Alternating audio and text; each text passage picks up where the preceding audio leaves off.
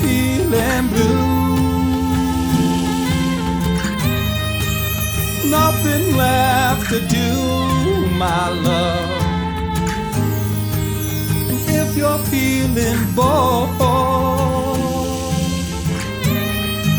I know you know the cure.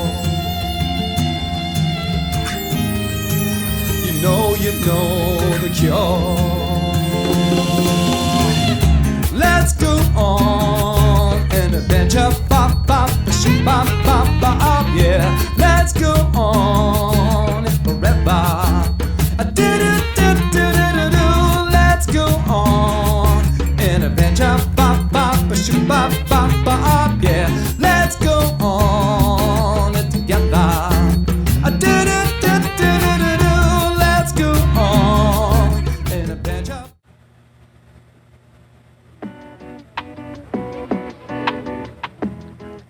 Thank you for calling the Musical Chairs in Massachusetts. Your call is important to us. Please hold for the next available musician. Thank you again for calling the Musical Chairs in Massachusetts. Your queue is currently 4,723. Please hold for the next available musician. Thank you for calling the Musical Chairs in Massachusetts, where we feature and spotlight local musicians of all genres from all over New England. You are joined today by your hosts, Nikki Cross and Christopher Guerra. So sit back, relax, and enjoy the show. Hold music brought to you by The Elevators, a Boston-based reggae band. You know, that was the coolest intro we've done to date. Like, let me tell you. Guys, thank you again for tuning in to this episode of the Musical Chairs in Massachusetts.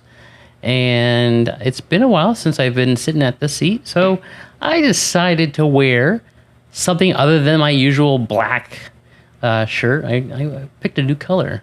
Yeah, you're kind of like brightening up the room today. It's a really great color. It looks great on you. I like it. Well, thank you. It's peach. I kind of look like the giant peach from James and the Giant Peach, but other than that, no, it's nice. It's warm outside. It's summery. It's summery, right? So, yeah, I just figured to spice it up.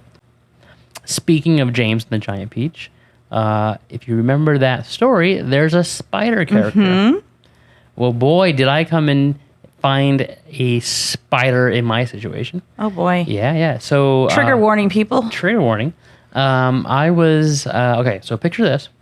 Sicily, 1935. Not quite. Your pal Chris in the shower, getting ready. The shower is on. That's a visual I think some people probably don't want to picture. Chris in the shower. There was no peach fuzz. So anyways, yeah. There I was in the shower, and, I have this beautiful shower curtain, cloth in the front, and then I have a plastic typical shower curtain behind it. And I'm getting ready to grab the shampoo, and I'm looking, and I just see this quarter-sized thing moving up the curtain. Sounds a little dramatic. I wish it was. I really wish it was. I'll just show you. Oh my God! Yeah, let me just zoom in. You can braid the fuzz on its legs. Look at those hairy legs. That thing has more hair on its legs than you do on your head, Christopher. There were 2 people in that shower that had hairy legs. So yeah, the spider being one of them. Yeah. Holy shit. And just to give you a scale, because I know, this is a blow up. I get it. It's still good. Okay, put it away. Just to give you an idea of the scale, that's it right there. Sir, I give you kudos. I give you a lot of credit for even getting that close to that thing. Yeah, I was terrified, to say the least. Yeah, but not terrified enough to have a whole photo shoot with it. Jeez. I did charge him. Rightfully so. Yeah. So, but don't worry, guys. I did not send him down the toilet. I did not. Did he go down the water spout again? He did not go down the water spout again. If he's not paying rent or contributing, he's got to go. He's got to go, right? Yeah. So, yeah, I got him in a glass jar. I brought him outside. I let him loose. Somebody probably should have told me to get dressed first. But, you know... And now Christopher needs to register. You know, drastic measures... Drastic times. Drastic spiders. Drastic spiders. Jurassic spiders. Call for drastic measures. So anyways, yeah. And you live to tell the tale. I did, but barely. So I apologize to all our fans that have arachnophobia. Sorry. Sorry. Not sorry. And if you happen to find my TikTok, you can see a video of it cleaning its leg. It's like the most, yeah. It was literally getting clean with you. It was. We were all getting dirty, and then it was like, no, we're going to clean up. Anyways. But no, I'm glad to be back. I'm glad to be with my besties. You there, Nikki, and my other bestie. Good to have you back. Yeah. Oh, I appreciate that. Guys, you're in for a treat. We have a really good musician coming up. He has been here once already. Part of another band, but he is also a very well-established musician in his own right. So let me tell you, lots of history, lots of great stories, and a book like no other. An unwritten book. An unwritten book. It'll all make sense. So make sure you stay tuned. Nikki, why don't you introduce our next guest? Today's guest is a New England native with half a century of songwriting under his belt. Stevie G, better known as Squeeza, penned his first tune at just 9 years old after learning only 3 guitar notes from Robin McNamara. Since then, he's been crafting music that captures the chaos of the world, laced with his trademark blistering guitar riffs and solos. Over time, Squeeza's punk rock roots evolved into an acoustic storytelling style that draws listeners deep into the imagination. His project, Irony's Revenge, is a collection of songs told as a book about a man named Jack Sr., brought to life through Squeeza's acoustic mastery and unforgettable voice. With influences ranging from Black Sabbath to Led Zeppelin to Rush, Squeeza's sound is bold as his stories. You can find his work on Facebook and Reverb Nation. Let's welcome Squeeza to the show. Woo! And let's just say, Nikki, that was great for that. You did it in one shot. I'm just so impressed with you. Guys, thank you for tuning in, and thank you, Squeeza, for coming down and doing this. We are excited. I am happy to be here. Yeah. This is Actually, really great. he is a return guest of ours because you originally came into our studio. Wow, it seems like it was so long ago now with the Can Collectors. That's right. Yeah, so welcome back. I play the bass for them. Yes. If you guys all seen the, I don't know how long ago. That seems like it was a while ago. It 6 does, months right? anyway. Yeah. It's all about the bass. No treble. Aha. The bass is every foundation of every band, along with the drums. Yeah. I feel like bass players and drummers do not get the credit and recognition they deserve. We are invisible. Yeah. Yeah, and it's crazy because a lot of guitarists, they start off with the bass, but they don't usually stay there. They kind of migrate over. There's no limelight in the bass. Yeah. But when it comes to playing cover songs, I don't mind being in the back. Yeah. I don't mind it at all. The bass is kind of like the heartbeat of the, I mean, aside from the drums, but like the bass line is so important in a song and people overlook that so much. It's an absolute fact that every hit song has a kick-ass bass line, but try to remember the name of any bass player of any great band. Sure. Yeah. It's the soul of the sound. It is, exactly. Yeah, for sure. So, Squeeza, let's start from the beginning. You have been playing music for a long time, but at what point did you become interested in music? I've always been interested in music. Music has been part of my birth. My parents were hippie people, so they always had parties. They always had friends coming over, albums playing. So when my mom was pregnant, the beat was going on. It was the old school Led Zeppelin, and the 60s music was going on. But in the early 70s, I grew up in Boston. Yeah. And I used to sit on the couch when I was 5 years old. Okay. And I would listen to this radio station. It was an AM radio station called WRKO with Dale Dorman. And I would literally rock on the couch with my Walkman on, with my one headphone in my one ear and my AM Walkman that my parents bought me for Christmas. It was the Cat's Ass on the day. Yeah. And I would all day long rock and listen to songs like On the Boardwalk and, all of them, Wolfman Jack's Show and all of it. And so I've been into music. I would sit there and, I didn't know music back then, but I would count to 100 and beat. I never knew I was doing it.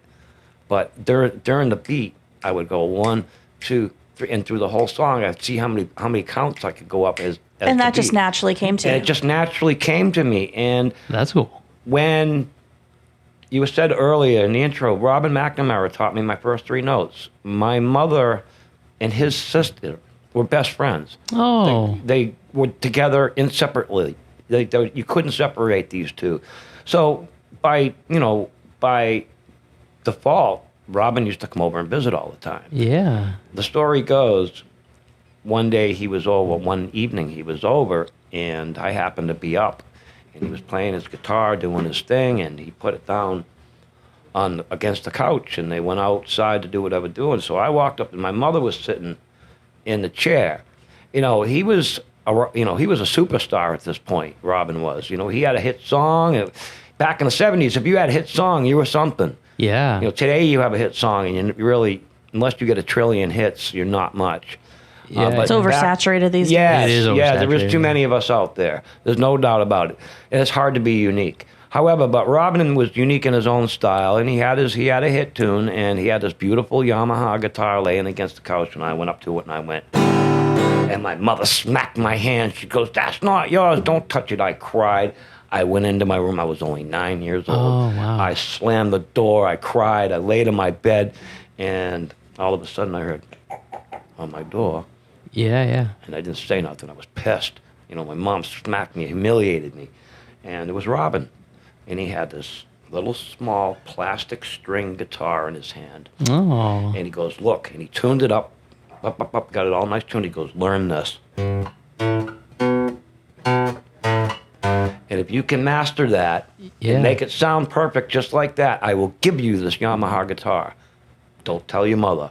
Wow. Now, it wasn't electric. It was just a standard Yamaha guitar. It was nice. Yeah. It was way too big for me. I had small hands. I was a small little kid. And I said, I was determined. So I did all night long, quietly. And I played it, I played it like this. And he told me, "Make sure you do it like that." Yeah. And so I learned it. All week I played it all week. And then my brother come and was mean to me, and he untuned my guitar. I was so pissed. No. I didn't know how to tune it. I didn't have a clue, right? Yeah. So anyway, Well, that's I just still cruel. did it. I did it. I still did it. But then all of a sudden I learned that, geez, I could do that. Because this string was out of tune. Oh, okay. And then one day he showed up again. And he goes, "Don't worry about it. This is how you tune it." He goes, "Make sure it sounds like that." And he gave me one of those tuners where the tuning fork, Yeah. where it was tuned for E. So I would have to match the note. Ooh, and I would have to match it. Yeah. And he goes, and he showed me, make sure that those two strings match. So when you get that string down, make sure that those two strings match. And he was really straight about it. I was, that's easy. Okay, so I learned that, and I had the tuning fork. And then one day I realized, I was like, "Oh, that sounds good," because I mastered it. I mastered it. I was psyched. Yeah. So he showed up again, and I said, "Robin, watch this." And then I said, "Robin, watch this. I figured out this." I went.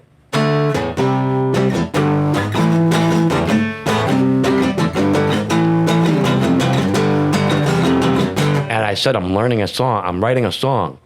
I hadn't had the lyrics yet, but I wrote that. He was so impressed. He says to me, he goes, "Make sure you keep writing. You're going to be a superstar." I believed him. I was 9 years old. I believed this guy. All I ever wanted to do from that point was play music. Yeah. I had a career set aside for me. I had everything set aside for me. I had a silver spoon in my mouth growing up. I had everything handed to me. But all I wanted to do was play music, and my father would not have it. He knew Robin was drugs and women and Sex, drugs, rock and roll. sex and drugs and rock and roll. Sure sounds good to me, right? And it did. I love that fact that he was taking off and going to China, and he was going here and he was going there, everywhere to play the song. One song. Yeah. All I do is write one song that was Yeah, a little one-hit wonder, huh? That's all you needed. Yeah. To me, that's all. So I started writing song after song after song. All I know was this one chord. That's all I knew. Okay. Didn't matter. I wrote songs through my whole life. Yeah. My whole entire life, I wrote music, and I was looking for that one song. I never found it. Nope. Never found Life that is one. still lifing, so you got time. The closest I ever got is when I moved back from Maine. I wrote a couple of songs that MCA Records decided they were going to buy off me for $5,000. Huh. And I heard one of the songs on the radio, but they totally changed it. They totally changed the chords. They totally changed the way the song went. But the beginning lyrics were the same. And the chorus was exactly the same. Yeah. Yes, and I can't even mention it on the air, who the band was, because I signed an agreement that I would not. Like an NDA. Yeah. Yeah, I couldn't Yeah. take credit for it. From Yeah. that point, I signed all the rights away, but it was a tune from a very big band. I never heard the second song ever again from anywhere, but I heard that song. When I heard it, I literally was so mad, I kicked my stereo right through the dashboard. I was so Oh, mad. I bet. I got out of the car. I was in tears over it. Wow. I was like, I wrote a hit song, though. I wrote a hit Yeah. song. I wrote a song that made it to the radio, and even though I can't put my name on it, You know deep down that I know was yours. I wrote it. Yeah. And so, and it was completely changed. There was no way anything about it that was. So you were anywhere- just inspiration for it. Yeah, I was the lyrics. Yeah. The Yeah. words were the same. The Right. words were all the same, but the song itself was different. They some ingenious in the music world rewrote it, and it did. They wrote it to a point where it ended up being a hit. Yeah. So there you have it. That can happen in the music world. Wow. Oh, I'm that's living crazy. proof of that. That's crazy. Well, speaking of writing, do you have a song ready for us? I do. So I have this little thing here, and so like you were saying earlier, Irony's Revenge is a collection of tunes that I made it into a book. I didn't write this book. Words. You can't find it anywhere. It's in your mind. Sure. So Your I music is remember telling the a story. chapters, and I remember the list of the songs, and I remember where they all go. Yeah. The song, all the songs are about a guy named Jack Sr. and his entire life. And so this song I'm going to do here is from chapter 4. And when Jack was a young guy, he came across a gentleman, an older gentleman, who told him the story about his uncle's life. And it ended up to Jack Sr., it was unfair on how this story went, but he said the story of this man's entire life. And that's what this song's called. It's called Unfair. Gotcha. You guys ready? Oh, yeah.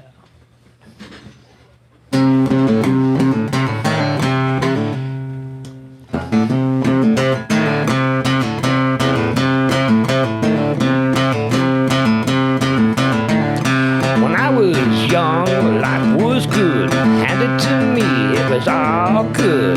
Never alone or too far away. And you always thought that it's there to stay. Then it's time you go to school and you're learning our teacher's golden rule. All these kids, well, it's you and me, makes me wanna throw a light grenade. Life is unfair, but some say it's fair. Life is unfair, but some say it's fair. Life is unfair, but some say it's fair.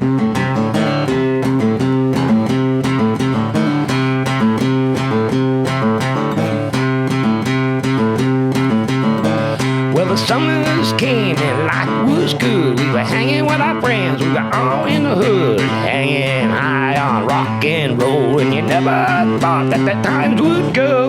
Then it's time you go to work, and I got up late, and I gotta get to work.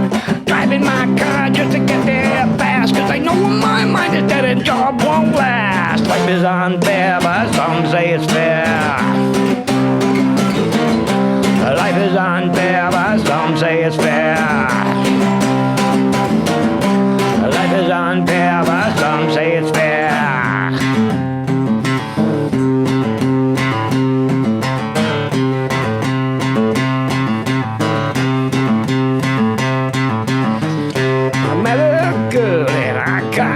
we had a kid and life was great. Watching her grow, it goes so fast. And you always thought that life would last.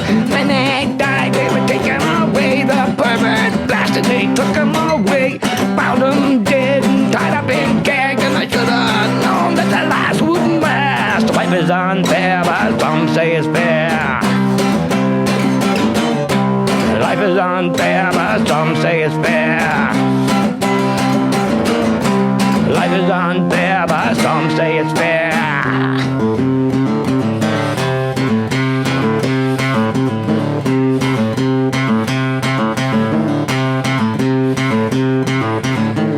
Well, I'm growing old and I'm tired and gray, and I sit on my porch and I rock and sway, looking at the world and watching it pass. Cause I know in my mind I'm glad my life did last. Then I died, you buried me right next to my kin. You buried me written in the graveyard, rocks and stone. Now here lies a man, he died alone. Woo! Nice. Wow. So you must have to have a lot of energy. I am 59 years old, and I challenge any teenager to a 100-yard dash. There you go. That's how Whoa. that's how you do it. That's awesome. That is awesome.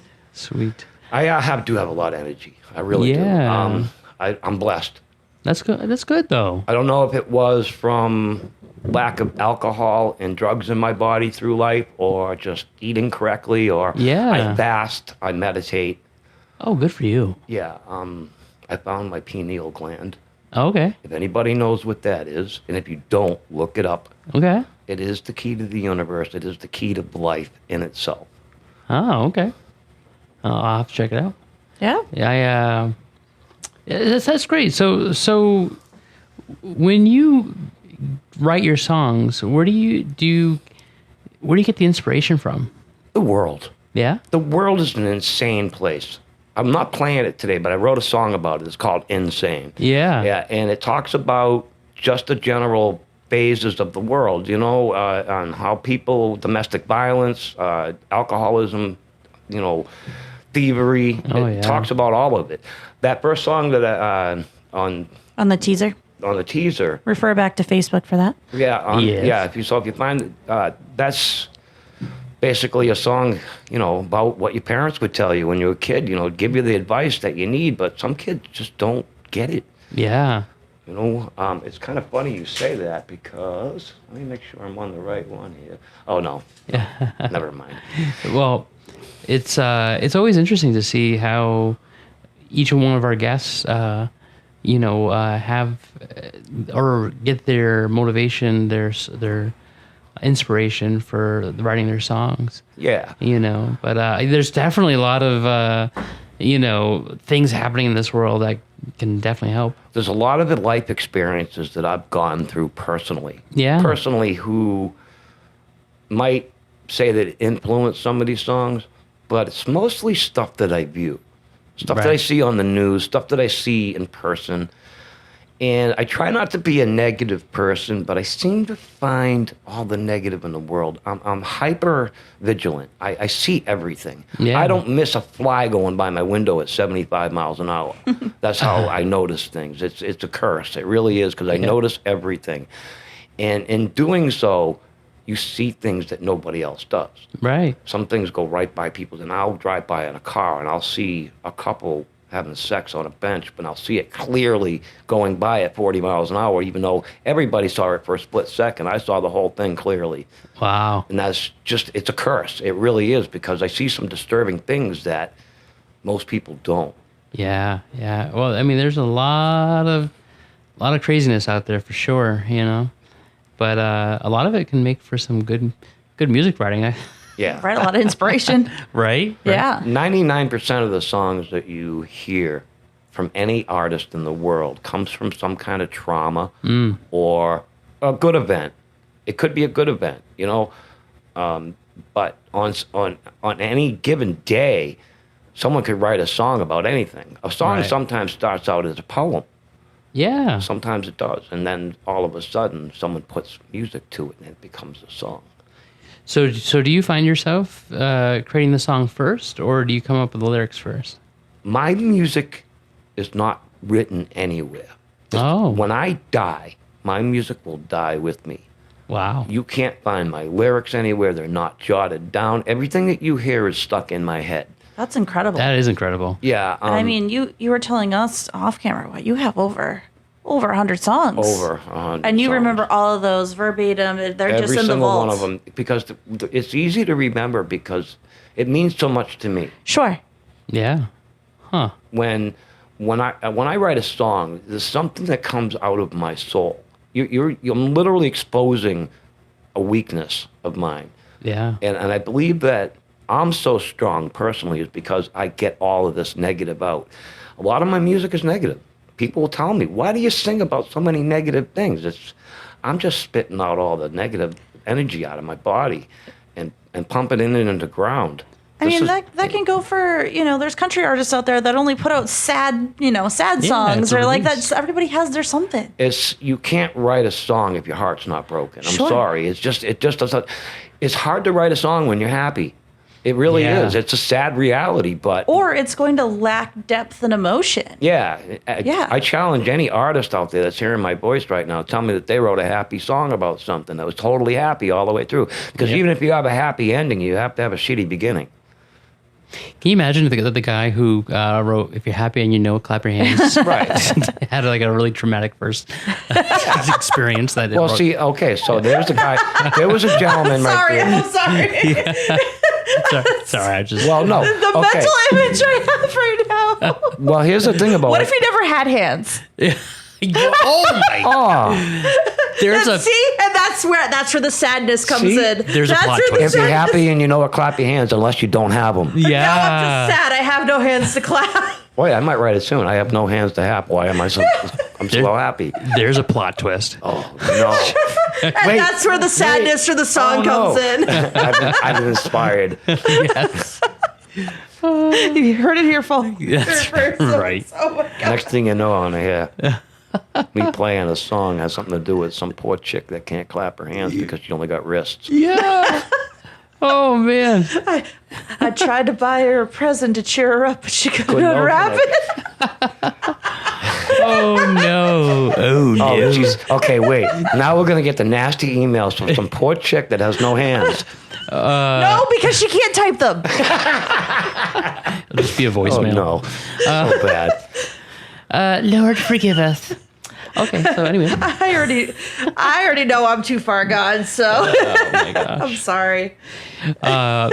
So, we know a few of your, musical influences, but do you have any other major musical influences? Nirvana. Yeah. Nirvana's my biggest. I didn't mention them in that, but I should have because they are my biggest influence. Everything that Kurt wrote, everything that man said, everything that it had so much meaning. He was a 2-chord wonder. However, he made it work. He knew how to layer shit like you wouldn't believe. Oh, know? yeah. Yeah, he did it right. Isn't it crazy, too, the short period of time that he was around? I mean, I say short, but as far as him, hitting the mainstream. Really out in the spotlight, yeah. Yeah, getting in the spotlight. He just made such a huge impact on the musical industry. He changed music forever. Oh, yeah. He created grunge. Yep. And it changed music forever. Even the rock music that you hear today has grunge feel. Oh, yeah. Yeah, definitely. I mean, that was a whole decade, it felt like. It was. That his music definitely defined a generation. It opened the door into an entire realm. Oh, yeah. It really did. Absolutely. Nick, you got a question? Yeah. Squeeza, how'd you get your name? Oh, that's a funny one. So, my dad bought a house in Waltham Okay. when I was 2 years old. And I went out into my backyard, which was fenced in, and it was a very enclosed, tight community. There was houses right on top of each other. Yep. It was Waltham. Yeah. But there was short fences, and there was a kid that was an older kid. He was like 14 or 15, and everyone called him Squeeza. Called him Squeeze, Squeez. Yeah. And I apparently looked like him a little bit when I walked out the backyard. So these group of guys are sitting there. They call them the Lakeview Gang, quote unquote. And, remember something. This is the flip of the 70s now. We're just rolling into 71 here. And they looked at me and goes, oh, look, a little Squeeze. So I was dubbed a nickname, and everybody through high school, and everybody called me Squeeze. However, somehow or another, it got flipped into Squeezer. So they started calling me Squeezer, but we're all from Boston. There's no R's in Boston. There are no R's in Boston. So when someone was looking for me, they would say, has anyone seen Squeezer?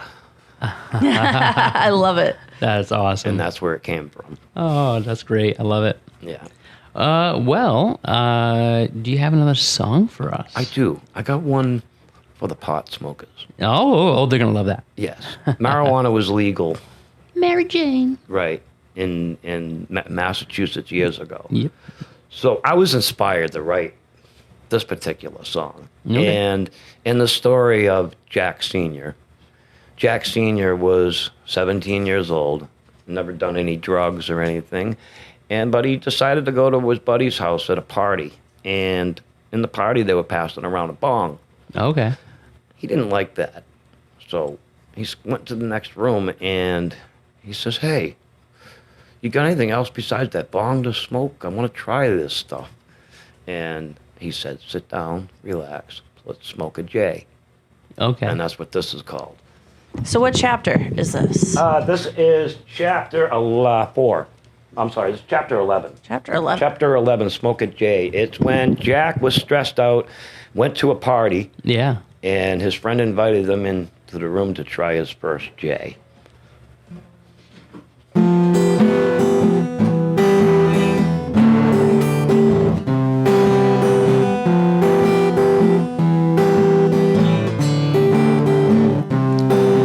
You can live your life the way you see it'll go through time. Eventually, you can take a path. You go your own way. Relax, stay.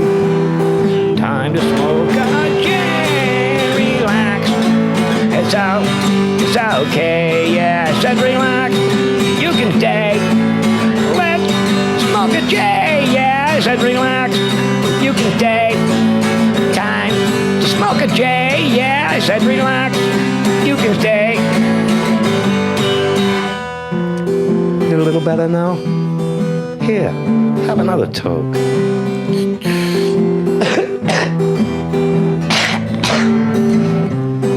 Did you find your way through the mist today? And what you see, the other side, was it me? Did you take a path? You go your own way. Relax, stay. Time to smoke a J. Relax. It's okay. Yeah, I said relax. Smoke a J. It's okay. Yeah, I said relax. You can stay. Time to smoke a J. Yeah, I said relax. You can stay. I said relax. Smoke a J. It makes everything okay. You make a J. I said relax. Smoke a J. It makes everything okay. You make a J. I said relax. Smoke a J. It makes everything okay. You make a J. I said relax. Smoke a J. Whoop, whoop, pass that J. Nice. Yeah. All right. So you do a lot of your own solo stuff, but you're also, as we mentioned before, with the Can Collectors as well. So you've clearly played a lot of gigs in your time. Is there anything that really sticks out? Something super memorable or funny or something just, I can't believe this just happened. I witnessed this at a gig before. I have. There's a. I could only imagine. Yeah, I've seen some things. So when I was younger and I lived in Florida, I moved to Florida actually I lived with Robin for a little while down there. You've lived in a lot of places. Yeah, I moved. I only stayed there for a short time, like 6 months. Actually, it was 14 months because when I went to Florida, I specifically went down there because Robin wanted me to meet up with this heavy metal band that was about to go on tour and needed a bass player. So I could play the bass. It was no problem. And I went down there and they loved me. Well, we traveled up and down the East Coast for 6 solid months. And every night there was a different place, a different drug, a different woman. Oh, Every geez. night for 6 months. Sounds it was like a that. recipe for disaster. It was. I had to resist so many different temptations, and I didn't a lot. There was sometimes that I let things slip through the cracks, and but I seen some very strange things. I watched 2 people OD.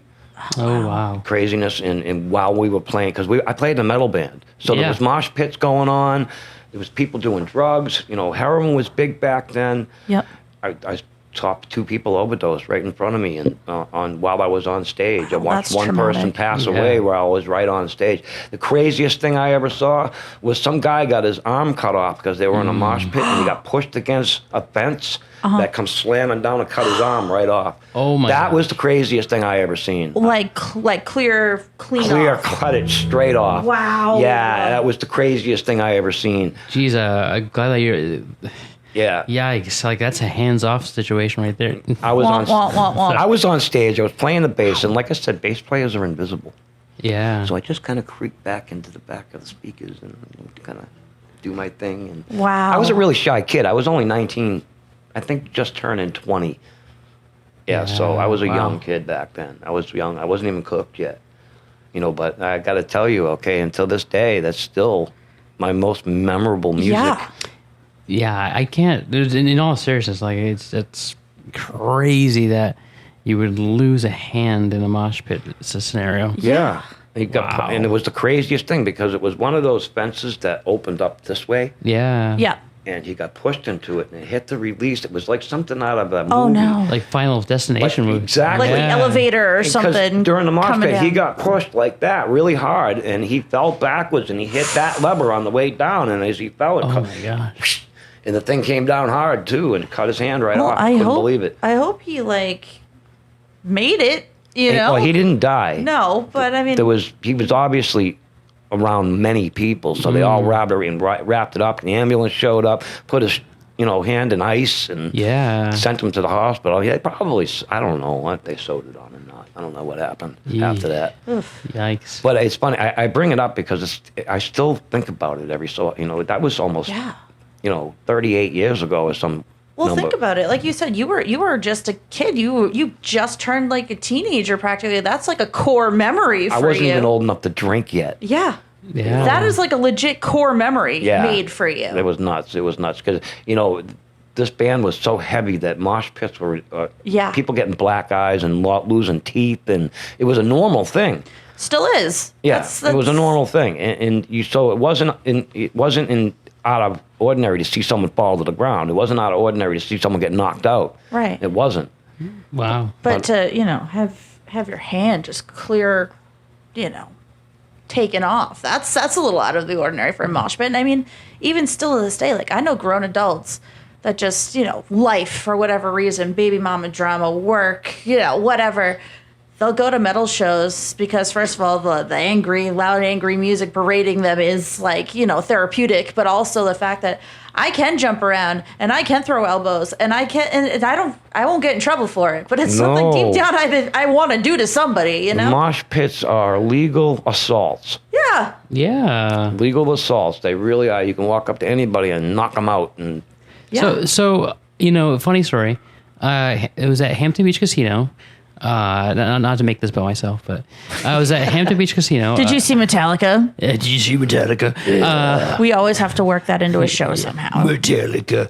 No, this was Hoobastank and Trapped. oh yes, yes. Okay. Yeah, it was, and so. How long ago was that? Oh my gosh, it was like when they were big. Okay. Yeah. So you're going back like 20 years? Yeah, pretty much. We're dating you right now. Yeah. But so I was, they didn't have the chairs on the like they do now. Of course, they have it was just floor, and we were all dancing and rocking, and I forget exactly which song it was, but the whole front of the stage opened up and people just started moshing. The floodgates. The floodgates, right? And I was a big guy. Still kind of am, but even bigger back then.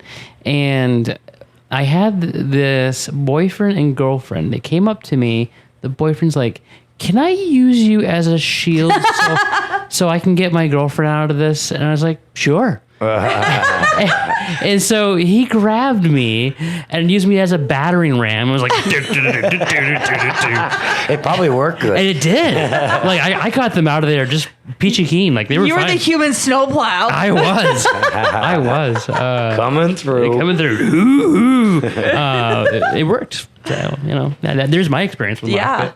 No, I've definitely, like you said, between mosh pits and semi-pro football, that's like the legal assault outlets for people that need to channel somehow. Oh yeah. Yeah. I always avoided them. Yeah, me too. So now you've played at a lot of different venues, but have you, or if you could choose a dream venue that you haven't played, or maybe you have played, what would it be? They used to call it the Boston Garden. What do they call it these days? Oh, TD North? TD Bank North Garden. Boston Garden. Boston Garden. It'll always be the Boston Garden. Sure. Yeah. I don't care. I used to hang around the North End a lot when I was a kid. Yeah. Yeah, and I loved the Boston Garden. I used to know how to sneak into the back doors and stuff and get in all the venues for free. Oh, that's awesome. Yeah, I was. Well, my family did radio work, so Okay. we did the radio work for the security for Boston Garden for the longest time. So Yeah. they had all our portables and stuff, and so Okay. for the longest time, I could just walk in. They knew me by first name basis. But Oh, nice. when my uncle passed away, that all went away. So, Yeah. but because I did the radio work, I knew where all the equipment was, and I knew where all the back doors were, and how to get around security. Nice. So, yeah. And they didn't know for the longest time, but I had a key to the radio room, which had a door to the venue. Oh, that's cool. That's cool. Awesome. Yeah. That's cool. Cool. So, yeah. Now you've obviously have been performing for a long time. Do you have any memory of a time that you really made an impact on somebody with your music? My little sister. Oh, My youngest sister is my biggest fan. I love that. Yeah. She had and demanded anything that I ever recorded, whether it was on a 4-track cassette tape or if it was something I recorded on a again, we didn't have cell phones until the 90s, right? So the mid 80s. Excuse me. But I had this thing called a Tascam, and it was a 4-track recorder. Yeah. And you were allowed to record stereo on the first 2 tracks, so I would do my drum tracks and guitar lines. But the last 2 tracks would be the back side of the B-side. So you could do track 1 and then track 2 for the back 2 sides on that. So you'd be able to get 2 more tracks of music. Right. So even if I did something crappy like that, she wanted it, and she still has it all, too. She has every cassette tape I ever given her. Oh, that's cool. Yeah. I love that. My little sister was the one that I influenced the most. She's got the ultimate collection. Yeah. That's She cool. does. I believe we used to call him Pickles. Yeah. And he was a kid who got into a bad car accident. He was a very, very good friend of mine. Before he got, and it screwed him up. He got Yeah. brain damage, and Oh. he split his skull open. So he was never the same. But Oh, wow. because he was a little bit slow, we called him Pickles. Yeah. But he had every single song I've ever written as well, because he demanded it. He was another one. Make sure I get that tape, and he would play it he would play it in his car. Driving down the road, I'd hear my music. It was like the greatest thrill in the whole world. That's awesome. That's awesome. Yeah, I love that. So, living or dead, is there a dream artist that you would love to do like a collab with? He's dead. Okay. Kurt Cobain. Of course. I want to work with No, him. could you imagine? Yeah. I would. Yeah, I wouldn't even know what to say to be in his presence. Yeah. Yeah, I would be like my life partner. Debbie is one of those people that if she ever saw Elvis, she would pass out. And that's how I feel about Kurt. Yeah. If I seen him, I would fall over. I wouldn't even know what to say. My knees That's would. your buckle. idol. Yeah. Yeah. Yeah. Yeah. Oh. So it's nice to have idols, though. You have to have them. Sure. There's nobody to you got to look up to somebody. I don't care who you are. Yeah. Right. 100%. So, do you have another song for us? I do. Nice. So my son was born I was telling you about the heavy metal band that I was traveling in. Well, in the midst of that, while I went home on a winter break for Christmas, I saw a girl that I went to school with, and she was a bit older than me, 8 years to be exact. Okay. And we did our thing, you know. She had a baby, and she was losing her mind. She lost the baby. Oh. And so I took custody of him. I dropped my whole music career, and for 10 odd years, I did play the guitar. I wrote music, but I did it in my basement while he slept. Yeah. I didn't play out. I didn't do any gigs. I was in a band called Right Angle. I quit the band at the time, and so I just started taking care of him. Oh. So I dropped the heavy metal band to go take care of him is the best way to say that. Yeah. I quit the heavy metal band. I stopped touring. I came back to Massachusetts, but while I was here getting custody of my son, because it wasn't just here you go, I had to go through the whole 9 yards to get custody of my son. So this song is called the John Song, and it's inspired by that. Oh. And if you're asking, it's chapter 15.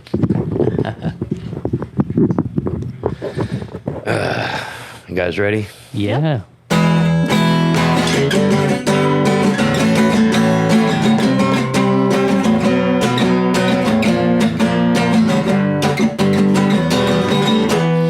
Children never know when they're doing wrong. They only know how to have fun. Where did you go? Where did you hide? Mom and Dad, please don't run and hide. Out in the yard, climb a tree, jump to the ground, jump up fast, run from the cops. It's a wild romance. Mom and Dad, please don't run and hide. Where did you go? Who did you know? How did you feel? I don't know. Where should I go? Who should I know? How should I feel? I don't know. Where should I go?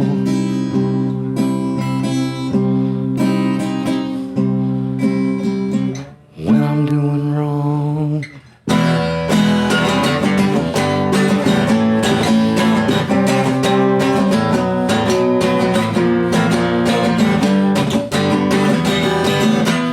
Met a girl the other day, didn't know what to say. I don't even know how to pray. Mom and Dad, please don't run and hide. Life is hard for me. Drugs and violence, all I see. I don't even know my own destiny. Mom and Dad, please don't run and hide. Where did you go? Who did you know? How did you feel? I don't know. Where should I go? Who should I feel? How should I feel? I don't know. I never know.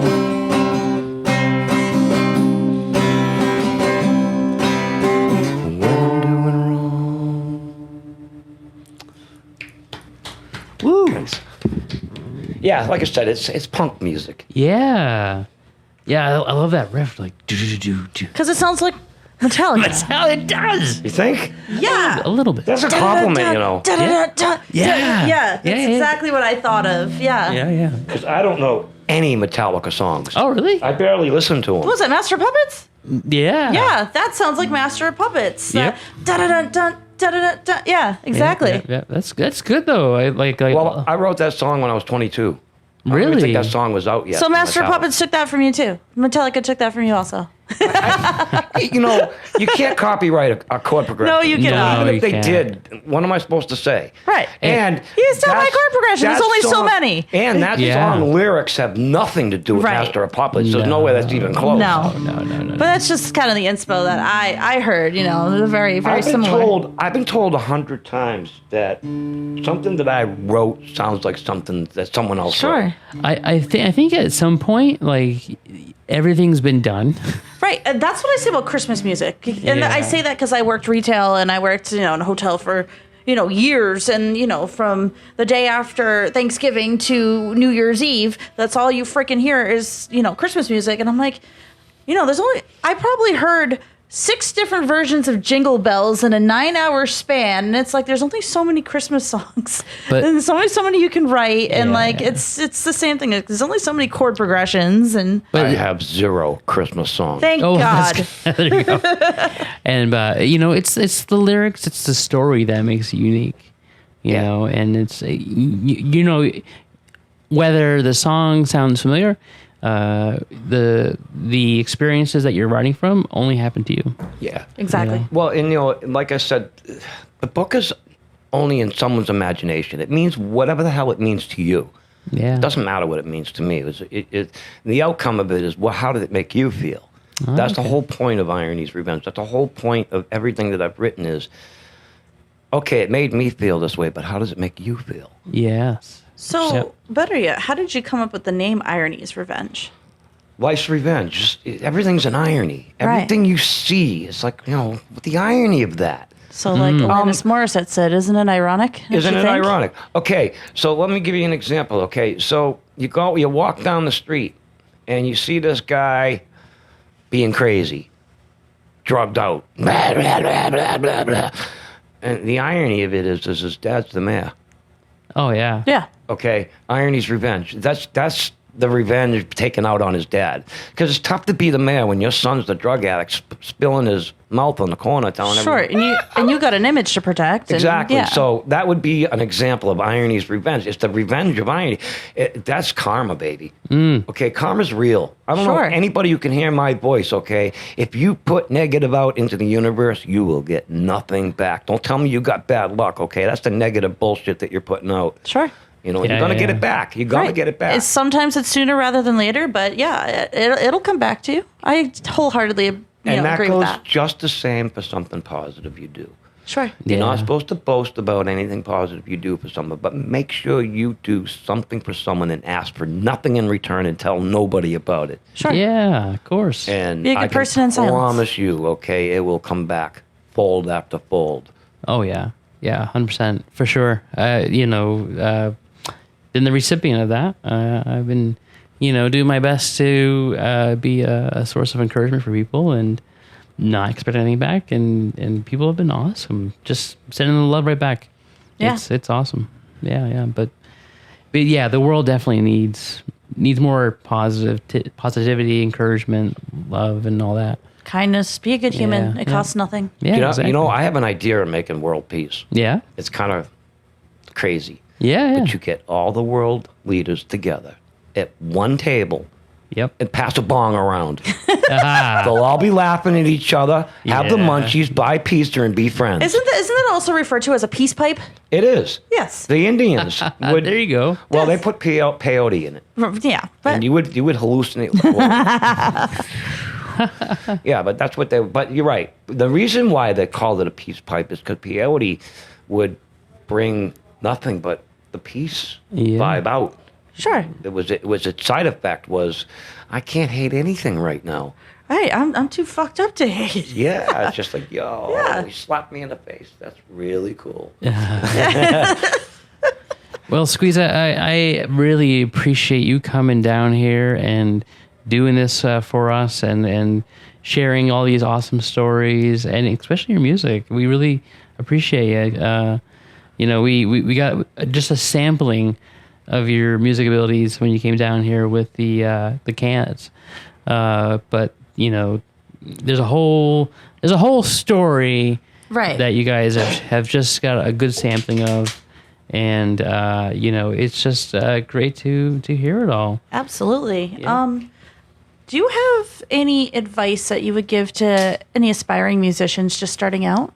Practice. Yeah. You will get out of music exactly what you put into it. If you do not practice, you will never improve. If you don't keep practicing, it is not like riding a bicycle. You will forget. Oh, that's true. You must keep playing every single day, even if you don't feel like it. Play music if you want to be a musician. And whether you're doing covers or writing music, play every day. What did it Never say? stop. Nothing happens if nothing happens. That's right. Yeah. Yeah, if you don't put in the work, you don't get the results. Exactly it. Yeah. Well, like I said, this has been just a great interview. We really appreciate you. I think before we let you go, do you have one last song? I might. Okay. Yeah. So I have kind of a disturbing song. And Okay. Viewer discretion advised. So in chapter 37, Jack Sr. had a boy. Yeah. His name was Jack Jr., and then during the chapters it talks about when he was growing up. However, when Jack Jr. was in high school, he was picked on a lot. Jack Sr. was in the military and had a Uzi in his house. Ooh. And this tune is called Hey Jack. I actually have one question about this. So, how many chapters are there? And is it each song is a different chapter? Each song is a whole different story, a whole different chapter. And so, how many are there? 82. This has to be a book that we have to find somewhere on a shelf. It's never going to be on a It's shelf. a shelf. It I will squeezes not- mind. I will not ever release this. Yeah. My problem with the world right now is nobody appreciates art. Yeah. There's so much of it out there, and everybody's a musician. Everybody's a star. Everybody is something more than they want of mine. It's oversaturated and it's too easy It is. to get anything out there at any You time. don't now. even know how to play an instrument. You could still make music. I know, on a isn't that computer. crazy? AI is I think, in my opinion, is taking music down an entirely different path, and the authenticity is starting to get lost. Yeah, and people say you're crazy. You know, you're giving up millions of dollars, and you're giving up, money for your kids when you die, and all this shit. And I just like, fuck you. All right. Yeah. I'm serious. Yeah. Because when I die, my music's going with me. No one's gonna make nothing on the stuff that and I don't mean to be an ass about it, but art is exactly that. Yeah. Right. Okay, and if you can't have it in your heart, then why should 5 generations from now enjoy something they don't even understand? Yeah. Okay, Yeah. Sure. Kids today, if you played a Led Zeppelin song for a 14-year-old today, he'd look at you and say, "What is that?" Yeah. He would. Yeah. And they don't remember music. They don't remember Elvis. They don't remember what we know. Okay, kids today hear all this boom, boom, boom, boom. You hear a car down the road, boom. You don't even need gas. It rattles down the road. Yeah. So all you hear is that 34 hertz coming through the bass speakers, Right. and that's all you hear. And it's like, that's disgusting. That's not music. That Right. don't want to make me dance. That makes me want to hurl. Yeah. And the money that it would cost, the time and effort that it would do, okay, unless a record company calls me tomorrow and says, come here, we'll sign you, we'll do all the legwork, okay, and all you got to do is talk into a microphone about your book, and we'll have everyone else do the legwork. Yeah. I'll sign the paperwork, okay, and I'll even give half the money to charity, because I don't care about money. Stuff in the world is just stuff in the world. all You material. can't stuff your grave box with it. Okay, you just enjoy life. People say you only live once. No, it's wrong. You only die once. You live every day until that happens. Oh, I I like that. love that. Yeah. That is good. So this last song I'm going to do is Yeah. called Jack, Got it. and viewer discretion advised.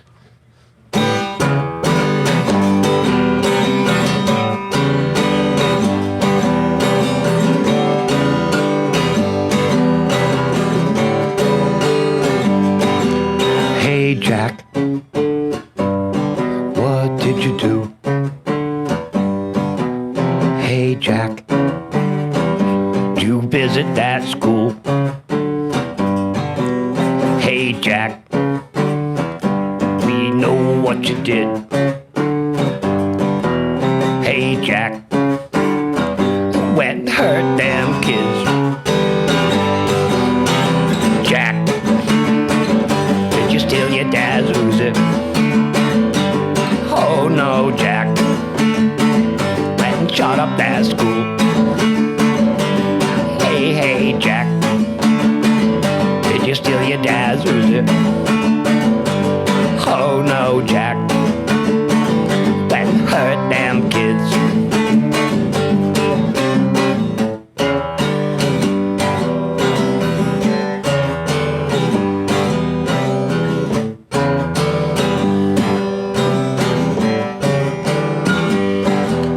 Hey Jack, where did you go? Hey Jack, you're on the news right now.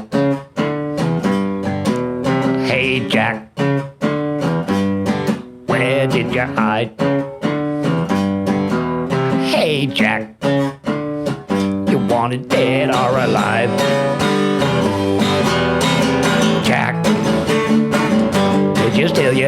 Susie. Oh no, Jack. When shot up that school. Hey, hey, Jack. Did you steal your dad's Uzi? Oh no, Jack. You got your head in a noose. Hey, hey, Jack. Woo! Wow. Yeah, pretty powerful. Yeah. That was inspired by the 7th school shooting that I saw on the news. Yeah. Yeah. I know there's been one's too many. Sure. The fact that we've had more than one is crazy. I have a message to say to all the young people out there before I go. Yeah, that yeah. song, okay, was inspired because when I was a kid and we were going to school, we had shotguns in our windows as we pulled up. Right in the back window, left our doors open. Some kids walked in with sidearms on their belt. Wow. Okay, teachers didn't say a word. Different times. Okay, and this shit needs to stop. Okay, if somebody's teasing you, learn how to fight. Okay, when we were kids, we had a problem. We went outside and settled it. Yeah. Okay, and all it did was make us tougher and stronger. Okay, a gun solves nothing but takes 2 lives away, the one who shot somebody and the one who got shot. Yeah. Okay, because you're going to jail and he's going to the grave. Yep. In either way, you could both lost your life. As simple as that. Love yous all. Thank you. Well, Squeeza, I appreciate you coming down here. I appreciate you sharing some chapters of that book of yours. It is an interesting book. My pleasure. Yeah, you got it. And so, real quick, where can people find you out there on the interwebs? So if you go on Facebook, Squeeza Gargone, send me a friend's request. I accept everybody. I think I'm beyond the 5,000 at this point, though. 6,000 last I checked. Yeah, something crazy like that. But you'll at least be able to follow me. If you want to hear all this craziness on full album version with a full band and the whole 9 yards, go on Reverb Nation. Just look up Squeeza. Listen to the music. It's been #1 in the region forever. Nice. That's awesome. It's under the punk rock era of life. There's a couple other places that you might find the music, but if they are, they're only by chance. I pulled everything off the platforms until someone gives me the real money that I deserve for this music to be there. Because 2 1/100ths of a penny, my friend, you ain't getting my music on the air. Yeah. No. It's not happening. Know your worth and add some tax. Yeah, Yeah. You know, a little bit. Pay me a penny a play. Okay, 2 1/100ths of a penny. YouTube, you guys, that's who I'm talking about. Yeah. Here. YouTube. Yeah. Okay, you ain't getting my business. And do you have any gigs or anything coming up? Yeah, actually, I wrote them down. Yeah. So, 3 Rivers in Palmer, Massachusetts. Nice. And I was talking about Tori Jock. She hosts this event. And the last time I played there, it was sold out. It was an absolutely packed crowd. Love that. I'm still reeling on the response that I got from these guys. But I've been invited back. Nonetheless, and Tori invited me back. So it's going to be on October 7th, and that's at 3 Rivers, Massachusetts, and it's in Palmer, Mass. Yeah. But it's called 3 Rivers. And I believe it's called the Music, let me think for a second. The Music Hall of Fame or something there. It's an old church. Yeah? Yeah, you can't miss it. But when you go into 3 Rivers, you can't miss this place. It's like the first thing that you see. Okay. And yeah, it's an auto, and also on November 14th, I'll be there. Okay. Plus, I play on all the open mics. I do the open mic for the Auto River Yeah, on the Yeah. Wednesdays? on Wednesdays. That's Yeah. Franco O'Malley's Frank Our group, right? buddy O'Malley, Franco, he's yeah. the Can Collector's one of our favorite people. Yeah. We do a lot of things for him. that's awesome. Franco's good people. I He love is. him to death. Yeah. He does a really good job. Sometimes I'll play a couple other different open mics. I'll just show up. It's sporadic. And when I feel like doing it, Yeah. It's one of those things. I work full time, so it's whatever. Yeah. Right. It's a whatever thing. Sure. But those are the 2 definite dates that I'm going to be playing next as far as the Squeezer stuff is concerned. Awesome. The Can Collectors we're playing everywhere, but it's mostly private Private stuff, parties. yeah. Mostly Yeah. private stuff at this point. Okay. Well, thank you so much for coming down and doing this and letting us, read some of those chapters. Yeah, deep dive into Squeeze's world a little bit. A little bit. Yeah. It's a funny thing, when I walk out here, all that stuff will be stuck in your head. Yes. Oh, yes. Yeah, for sure. No, we thank you, guys. This has just been an absolute joy to do and to bring to you guys. Again, make sure that you are following us on all our platforms. The bigger audience that you guys give us, the bigger of a spotlight that we can put on our local musicians from the area, which really helps them out. So, guys, make sure you're following us. Nikki, can you tell them where to find us? Yeah. We are on all of the major streaming platforms. We're on Apple Music, Spotify, Pandora, wherever you're streaming your platforms. We're also on YouTube. We are on Facebook, Instagram, and TikTok as well. Awesome, guys. And again, we thank you for tuning in, and we hope that you tune into all the episodes. But that for now, that's been it. So with that said, bye. Bye. Peace.